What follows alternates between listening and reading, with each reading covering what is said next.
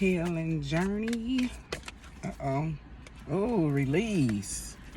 So, first of all, hey y'all. I didn't even get to even set my intentions for what I wanted to really ask the cards, ask the spirits, or any of that. And release fell out. So I don't know if you have released something or someone, or if that's what's needed. Endings that lead to new beginnings, the need to release. Okay, so the need to release situations or people that hold you back. Spiritual transformation. So with that card, I feel like it's basically saying that you're starting to get an epiphany. You're starting to know that it's lighting this purple. You're starting to see, why am I looking so pale? Sorry, guys. You're starting to figure out that there's some things that you need to let go of. And I don't know, and when I say you may be getting an epiphany here and there, it's like you may be getting these nudges from spirit, from God telling you, or even signs saying that, okay, it's time to move forward. This situation has taken its toll. That's just enough. It's time to go in a new direction. And I know, guys, it's probably hard because we've been working, you've been working so hard to leave the last situation alone. And I don't know if you guys, some of you may have went back to the last situation. But the thing is, it's just like you feel like once you get over one hurdle, here comes another. But what I'm learning, and you never stop learning. The thing is that you're going to be put to test, through tests. The universe, the spirits, they're gonna put you to test. Just when you feel like you got it and you've learned, you're gonna be slapped with another test to see if you really have learned from your past situation. It's like, because you have to get something out of that. Moving on is wonderful, it's great, but are you taking a lesson with you? Okay. Thank you so much, ancestors. I appreciate each and every message. Strength. And sometimes, Leo energy, sometimes we fall weak. Or sometimes our ego gets the best of us. And the egos, I'm starting to learn that the ego is really not a bad thing. It just serves to protect us. But sometimes we have to know that we don't have to be protected. Long as you have God in your heart, you're okay. You don't need this outside, well, not even outside, because of course the ego is within, but it's just like this extra layer of protection just in case. We're not looking for just in case. We're looking for our inner guidance to make sure we follow the right path. And with the strength card, the strength says, which, to reiterate, sometimes we get weak and the flesh is hard to tame. And it says personal power and assertiveness portrayed with kindness. So sometimes we're just too nice to others, and then that can suck us in also. Compassion that brings about forgiveness, which we should forgive, but we still should have boundaries. Realizing that you're stronger than you knew.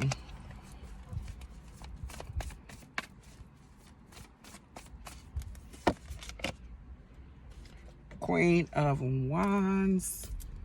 So I always love to see the Queen of Wands because this is, I call her my baddie. She's the baddie.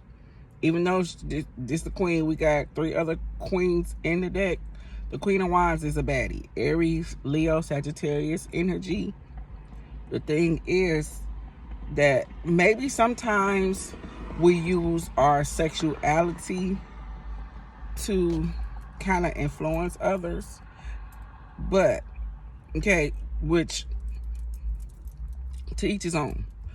You get sexy, get pretty, do what you have to do, but be mindful of the different ways that you can attract people that's not so good for you.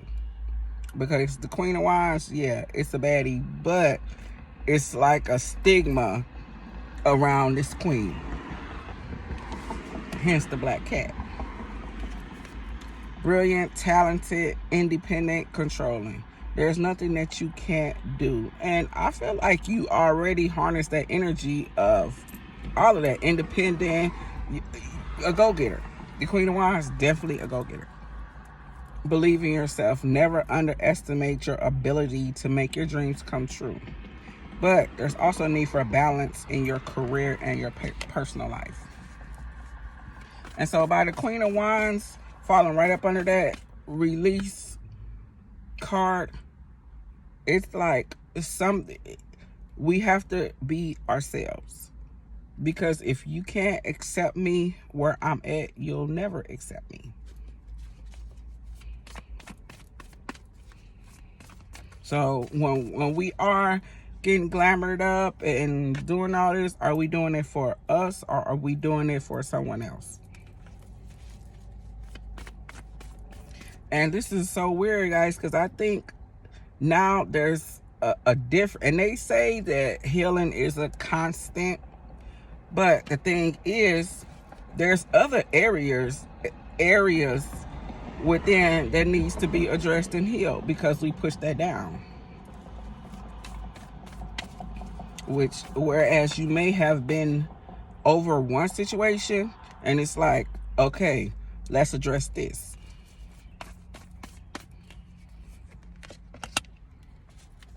Two of Pentacles, Taurus, Virgo, Capricorn. So this is inner.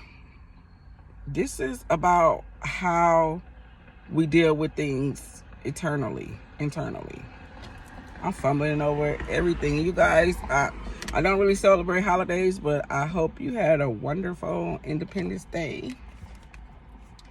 But it says working too hard on multiple jobs. The need to bring balance and fun into your life. So, and that's another thing. If I was reading this somewhere, the other day, I feel like the weekend just came, but it essentially said that if once you, like, when you meet someone, if once you hang up the phone or you leave from them, if you feel depleted or if you feel like not yourself, sad, angry, or even down, then that's an issue. We need to address those things. We can be happy when we're with someone, but immediately after departing from them, how do you feel? Or immediately after speaking with them, how do you feel? I don't know why my lighting is like this, guys. I'm so sorry. It's all over the place. It's like the sun is out. The sun isn't even out.